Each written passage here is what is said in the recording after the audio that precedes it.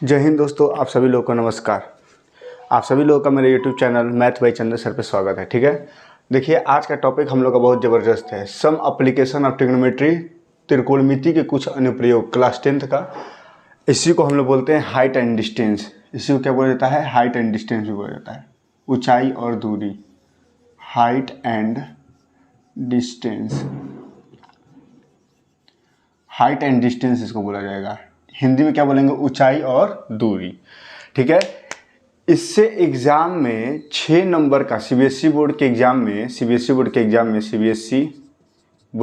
6 number का सवाल पूछ देगा। ठीक है, या फिर छोटा छोटा पूछेगा तो 2 नंबर का एक पूछ देगा या फिर 4 नंबर का पूछ देगा।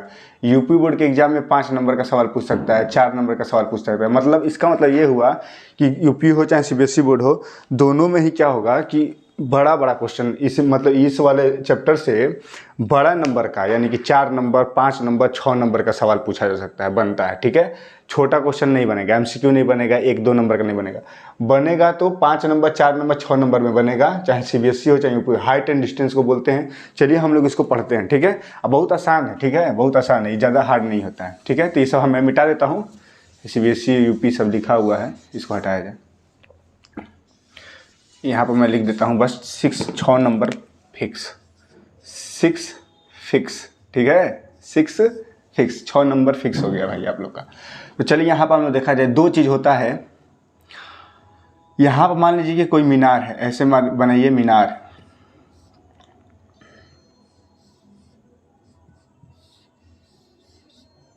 मीनार ऐसा नहीं होता है, लेकिन बना लीजिए, कोई दिक्कत वाली बात नहीं है। ठीक है, मीनार हो गया। और मीनार से यहाँ पर एक चीज़ करिए, यहाँ पे ऐसे बनाइए। अब देखिए ध्यान से, ये हो गया सर मीनार। मीनार को इंग्लिश में बोल सकते हैं टावर। इसको बोलते हैं बाबू टावर, टावर बोलते हैं। यहाँ पर मान लीजिए कोई लड़की है, यहाँ पे क्या है? कोई लड़की है, ये लड़की है। ठीक है, ये लड़की है, ये लड़की यहाँ से यहाँ पर खड़े होकर के इस मीनार को देख रही है। मीनार का यहाँ पर टॉप लेवल का जो बिंदु है, टॉप शीर्ष है, यहाँ पे इसको बोलते हैं शीर्ष, शीर्ष बिंदु, शीर्ष बिंदु, शीर्ष बिंदु। ठीक है, इसको यहाँ से लड़की यहाँ से देख रही है, यानी कि नीचे से लड़की देख रही है ना, नीचे खड़ी है और ऊपर देख रही है, यानी नीचे से ऊपर, नीचे से ऊपर। नीचे से ऊपर का मतलब क्या हुआ? बॉटम टू अप, यानी कि मतलब जो भी है नीचे से ऊपर देख रही है, बॉटम टू अप देख रही है, यानी कि नीचे से देख रही है। तो यहाँ पर एंगल बनेगा ना, इसका क्या है? यहाँ से देख रही है ऊपर, मतलब नीचे से ऊपर देखिए तो यहाँ पर थीटा डिग्री एंगल बनेगा। देखो ये ऐसे आएगा और ये। और यहाँ पर आप लोग एक और चीज़ यहाँ पर सीख लीजिए, इसको बोलते हैं बाबू, इसको बोलते हैं हिंदी में दृष्टि रेखा, दृष्टि रेखा। इसको बोलते हैं क्षैतिज रेखा, क्षैतिज रेखा। इसको बोलते हैं इंग्लिश में हॉरिजॉन्टल, हॉरिजॉन्टल लेवल। ठीक है, हॉरिजॉन्टल लेवल, इसको क्या बोला जाता है? हॉरिजॉन्टल लेवल बोला जाता है, हॉरिजॉन्टल लेवल बोला जाएगा। ठीक है, ठीक। फिर उसके बाद इसको क्या बोला जाएगा? दृष्टि रेखा को क्या बोला जाएगा? Line of site, line of site. ठीक, ये मतलब इसका आँख से यही देख रही है, ऐसे देख रही है और मीनार तक देख रही है। ठीक है, और ये मतलब पृथ्वी पर हॉरिजॉन्टल मतलब क्षैतिज पे खड़ी है, यहाँ पर खड़ा होकर यहाँ से देख रही है, अपने आंखों से ऐसे देख रही है, तो थीटा एंगल बन रहा है, मतलब नीचे से ऊपर देख रही है। लड़की है भाई, नीचे से ऊपर देख रही है, तो यहाँ पर थीटा एंगल बन रहा है। तो क्या इसको बोलेंगे? इस फिनोमेना को बोलेंगे, इस फिनोमेना को बोला जाता है हिंदी में उन्नयन कोण बोला जाता है। इस फिनोमेना को क्या बोला जाता है? उन्नयन कोण, उन्नयन कोण। यूपी बोर्ड वाले इसको इंग्लिश में क्या बोलेंगे? सीबीएसई बोर्ड वाले क्या बोलेंगे? Angle of depression, angle of elevation, sorry, angle of elevation.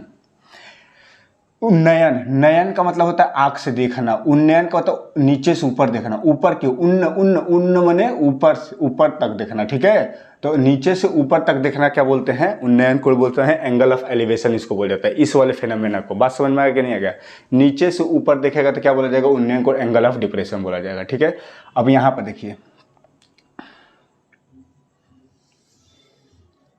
यहाँ पर मैं लड़का को बैठाता हूँ, देखिए लड़का है ये, ऐसे लड़का क्या हो गया है मीनार पे ही, ये मान लीजिए कि मीनार है, मीनार वैसा नहीं बना रहा, मीनार ये है, मीनार है यानी टावर है, टावर बोल सकते हैं, पोल भी बोल सकते हैं, खंबा भी हो सकता है, कुछ भी हो सकता है। तो लड़का क्या हुआ, पोल पर बैठा हुआ है, पोल पर बैठ करके ये देख रहा है ऐसे, ये पोल पर बैठेगा तो इसका क्षैतिज ये बनेगा भाई, क्षैतिज होगा ना तो क्षैतिज ऐसे बनेगा, लेकिन ये देख रहा है ऐसे नीचे की तरफ हाथ को देखा जा रहा है। जैसे मान लीजिए कि कोई भी रहे ऐसे है, मान लीजिए ऐसे है, कैसे बताऊं मैं, ऐसे मान लीजिए ऐसे है, तो ऐसे मैं क्या करूँगा, ऊपर भी देख सकता हूँ, यहाँ से ऊपर मैं देखूँगा ऐसे, मान लीजिए मेरा आँख है ना, ऊपर देखूँगा ऐसे, तो यहाँ पे जो एंगल बनेगा, यहाँ पे एंगल जो बनेगा, यहाँ पे एंगल जो बनेगा, ये उन्नयन कोण बनेगा, एंगल ऑफ एलिवेशन बनेगा, ठीक है। यही चीज़ मैं क्या करूँगा, ऐसे हूँ और यहाँ पे ऐसे लगा लेंगे, नीचे अपना आँख को क्या कर रहा हूँ, नीचे करके देख रहा हूँ, नीचे करके जब आँख को देखूंगा तो क्या हो जाएगा, एंगल ऑफ डिप्रेशन बनेगा, अवनमन कोण बोलते हैं इसको। तो यही लड़का क्या कर रहा है, यहाँ पर बैठ करके ऐसे देख रहा है, तो नीचे देखेगा तो यहाँ पर एंगल बनेगा कि नहीं बनेगा, यहाँ पर एंगल थीटा डिग्री एंगल यहाँ पर बनेगा, ठीक है। और इसको हम लोग क्या करते हैं, मिला देते हैं, यहाँ पर थीटा डिग्री एंगल बनेगा, मतलब कोई भी थीटा एंगल बनेगा यहाँ से देखेगा तो सर आप कहेंगे कि सर यहाँ पर क्या होगा, तब यहाँ पर कौन सा एंगल बनेगा, तो हम कहेंगे कि बाबू यहाँ पे भी थीटा एंगल बनेगा। कहेंगे आप लोग सर कैसे बनेगा, तो देखो बाबू यहाँ पर ध्यान से देखो कि एक आप लोग ज्योमेट्री में एक आप लोग जानते होंगे, क्या चीज़ जानते होंगे कि ये वाला चीज़ यहाँ पर समझिए, ये दोनों L है, ये M है, ये पैरेलल लाइन है, पैरेलल माने समानांतर है। समानांतर जब लाइन है, एक तिर्यक रेखा आता है यानी ट्रांसवर्सल लाइन आता है, जब दो समानांतर रेखाओं के बीच एक तिर्यक रेखा आता है, जब दो पैरेलल लाइंस के बीच क्या होता है, एक ट्रांसवर्सल लाइन आता है, तो यहाँ पे क्या होता है, जो एंगल ये होता है और ये एंगल होता है, ये इसको बोलते हैं alternate interior angle. Alternate interior angle क्या होते हैं, आपस में इक्वल होते हैं। हिंदी वाले एकांतर अंतःकोण, एकांतर अंतःकोण, एकांतर अंतःकोण क्या होते हैं, आपस में बराबर होते हैं। जब ये दोनों लाइन पैरेलल होंगी तब तो आप लोग क्या कहेंगे, सर ये भी तो पैरेलल ही होगा ना भाई। देखो यहाँ से अगर कोई देखेगा ऐसे, ठीक है, यहाँ से ये चीज़ है तो ये L लाइन हो गया, ऐसे को मैं बढ़ा दूँ, ये M लाइन हो गया, दोनों आपस में पैरेलल है। और इसको और आगे बढ़ा दीजिए आप, देखिए थीटा ये हो गया कि नहीं, ऐसे देखिए यहाँ से ये वाला और यहाँ से ये वाला, ऐसा है कि नहीं। एकांतर अंतःकोण क्या हो जाएंगे, आपस में बराबर होंगे। तो यानी कि ये वाला जो चीज़ है, ये वाला जो भी अगर 30 होगा, 40 होगा, 45 होगा, जो भी थीटा का इक्वल हो, जो भी थीटा का वैल्यू होगा वो वही वाला वैल्यू यहाँ भी होगा। तो बाबू ऊपर से नीचे देख रहा है तो हम लोग कहेंगे कि सर ये ऊपर से नीचे की तरफ देख रहा है। अच्छा आप लोग याद कैसे करेंगे अभी मैं बता दूंगा। ऊपर से नीचे देखेगा तो इसको बोलते हैं अवनमन कोण। यूपी बोर्ड वाले ऐसे लिखते हैं अवनमन, उनके बुक में लिखा होगा अवनमन कोण। ऊपर से नीचे देखने पर होता है अवनमन कोण। इंग्लिश में क्या होता है, angle of depression, angle of depression, DEPRESSION, angle of depression होगा। एंगल ऑफ क्या होगा, भारत का झंडा है भाई, ठीक है, भारत माता की जय। एंगल ऑफ डिप्रेशन इसको बोला जाता है। ऊपर से नीचे देखने पर अवनमन कोण, एंगल ऑफ डिप्रेशन इसको बोला जाएगा। बात समझ में आया कि नहीं आया, बोलिए भाई, ठीक है। तो अब देखिए मैं याद करवा देता हूँ कैसे। लड़की जो है ज़्यादा लड़के क्या होते हैं, खंबे पर चढ़ जाते हैं, कहाँ कहाँ चढ़ जाते हैं, सब खंबे पर चढ़ जाएंगे, कभी पुल पर, कहीं कुछ भी मीनार पे, बहुत ऊपर ऊपर चढ़ जाते हैं, ठीक ना। लड़कियाँ नहीं चढ़ती हैं, डरती हैं वो। तो लड़के हमेशा ऊपर पुल उल पे चढ़ के क्या करेंगे, देखेंगे नीचे, नीचे देखेंगे तो क्या होगा, थीटा होगा, ठीक होगा। और लड़के अधिकतर लड़कों का अगर वैसे तो बात देखो, आप लोग ऐसे याद करने के लिए मैं बता रहा हूँ कि लड़कों को क्या होता है, ज़्यादातर डिप्रेशन हो जाता है भाई। नौकरी पाना है, परिवार को देखना है, जॉब लेना ही है, परिवार को देखना, पैसा कमाना है, बहुत ज़्यादा टेंशन होने लगता है, ठीक है। वैसे तो लड़कियों को भी ऐसा चीज़ है, मैं स्पेशली लड़कों को नहीं बोल रहा हूँ, दोनों को ऐसा होता है। लेकिन याद करने के लिए आप लोग समझिए बस कि लड़कों को सर बहुत ज़्यादा डिप्रेशन होता है, डिप्रेशन में चलते हैं, डिप्रेशन वाला, ठीक ना, एकदम डिप्रेशन में चल जाते हैं। तो लड़के डिप्रेशन में चले जाते हैं सर। डिप्रेशन से आप लोग याद करेंगे angle of depression, angle of depression, angle of depression किसको होता है, लड़कों को। लड़के कहाँ से देखते हैं सर, ऊपर से नीचे, यानी एंगल ऑफ डिप्रेशन ऊपर से नीचे। याद हो गया कि नहीं याद हो गया। अब बाकी ये याद हो गया था आप लोग को, ये याद हो जाएगा। लड़की नीचे से देखे, नीचे से ऊपर, इसको बोलेंगे angle of elevation, angle of elevation. यही इसका क्या है, इंट्रोडक्शन है सम एप्लीकेशन ऑफ ट्रिग्नोमेट्री, त्रिकोणमिति के कुछ अनुप्रयोग के क्या है, ये वाला इंट्रोडक्शन क्लास हो गया। आप लोग को बहुत अच्छे से समझ में आ गया, इसको स्क्रीनशॉट ले लीजिएगा, ठीक है। इसी वीडियो में हम लोग क्या करेंगे, एक क्वेश्चन करके भी मैं बताऊंगा कि क्या होता है, ठीक है। तो ध्यान से इसको समझ लीजिए कि मीनार है सर, ऊपर से नीचे तो हम देखेंगे, ऊपर से नीचे देखेंगे तो क्या हो जाएगा सर, ये इसको होगा एंगल ऑफ एलिवेशन बोलेंगे, उन्नयन कोण बोला जाता है इसको सर, उन्नयन कोण बोला जाता है। ये वाला जो होता है सर दृष्टि रेखा होता है, यही हमारा जो आँख से मतलब जो दृष्टि बनता है उसी को बोलते हैं दृष्टि रेखा, इसको बोलते हैं क्षैतिज रेखा, horizontal level, line of sight बोलते हैं इसको, ठीक है। ये टावर है, ये लड़की यहाँ से दिख रही है, ठीक है। लड़की ज़्यादा पोल पर नहीं चढ़ती, नीचे ही से देखेगी, ठीक है। तो ये हो जाएगा सर। लड़कों को डिप्रेशन बहुत ज़्यादा होता है, तो डिप्रेशन बहुत ज़्यादा होता है सर लड़कों को, तो क्या हो जाएगा, डिप्रेशन होता है बहुत ज़्यादा लड़कों को, तो लड़के डिप्रेशन में, तो लड़के यानी ऊपर से लड़के खंबे पे चढ़ जाएंगे, मीनार पर चढ़ जाएंगे, कहीं चढ़ जाते हैं ऊपर, छत पे ऊपर, पता न कहाँ पेड़ पर चढ़ जाते हैं, तो ये सब चढ़ जाएगा ऊपर, तो ऊपर से नीचे देखेगा डिप्रेशन। लड़का को होता है डिप्रेशन, और डिप्रेशन से ऊपर से नीचे देखेगा, ऊपर से नीचे देखेगा तो अवनमन कोण होगा। यूपी बोर्ड वाले अवनमन कोण देखेंगे अपने बुक में, सीबीएसई वाले बोर्ड वाले क्या बोलेंगे, एंगल ऑफ डिप्रेशन बोलेंगे। मीनार है, ये बात समझ में आ गया सर। ये थीटा, इसके लिए क्या होगा, ये क्षैतिज जैसे बनेगा सर, ये नीचे देखेगा, ये थीटा एंगल है, ये थीटा एंगल है, तो क्या हो जाएगा, ये भी थीटा एंगल होगा। एकांतर अंतः कोण, ये वाला आप लोग प्रॉपर्टी जानते होंगे, ठीक है। नहीं जानते होंगे तो मेरा इस पर एक पोस्टमार्टम मैं करूँगा, इस वाली चीज़ का क्या करूँगा, पोस्टमार्टम, उसमें आप लोग जान जाएंगे, ठीक है। पूरा मैथ का मैं पोस्टमार्टम कर दूंगा यहाँ पे, कोई दिक्कत वाली बात नहीं है। तो आई थिंक आप लोग को ये इंट्रोडक्शन क्लास समझ में आएगा। पहला इसी पे एक मैं क्वेश्चन भी कराता हूँ, तो आप लोग को और अच्छे से समझ में आ जाएगा। चलिए एक और क्वेश्चन करते हैं इसी पे, आप लोग स्क्रीनशॉट ले लीजिए। चलिए हम लोग इस क्वेश्चन को सॉल्व करते हैं, ठीक है। करें कि a tower stand vertically on the ground from a point on the ground which is 50 metre away from the foot of the tower. The angle of elevation of the top of the tower is found to be 60 degree. Find the height of the tower, ठीक है। चलिए UP board वाले तो परेशान हो जाएंगे भाई, कहेंगे कि सर इंग्लिश में लिख दिया। चलो भाई इसको हिंदी में मैं बताता हूँ, ठीक है।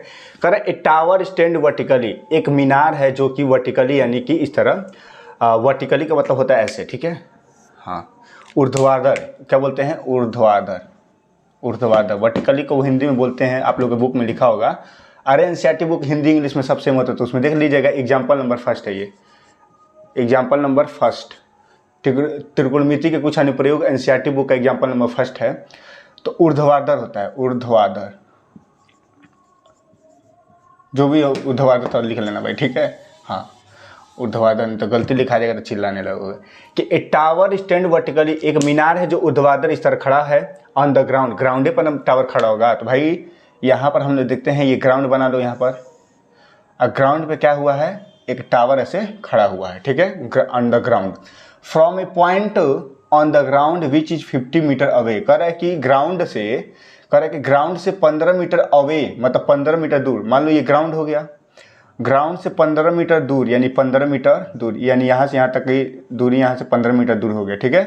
कह रहा है कि एक मीनार जो है एक ग्राउंड पे, यानी कि फील्ड में, चाहे ग्राउंड पे क्या हुआ है, इस तरह ऊर्ध्वाधर वर्टिकली क्या हुआ है, स्टैंड है, यानी खड़ा है। तो यहाँ से यहाँ तक की दूरी 15 metre away from the foot, foot माने में होता है पैर, हिंदी यूपी बोर्ड वाले लिखेंगे फुट माने पाद से, फुट माने पाद से। बुक में लिखा होगा उन लोग के कि पाद बिंदु से, पाद बिंदु यानी कि मीनार का पाद बिंदु यही ना है, यानी पैर उसका वही ना है जी, पाद का मतलब पैर। तो पैर से इतना 15 मीटर, यानी कि यहाँ पर इंग्लिश में लिखा 15 metre away from the foot, यानी कि फुट मतलब पैर, इसका जो पाद से 15 मीटर दूर ऑफ द टावर, टावर के द एंगल ऑफ एलिवेशन। अब आप लोग के दिमाग में तुरंत फिगर बनना चाहिए कि एंगल ऑफ एलिवेशन सर ने क्या बताया था।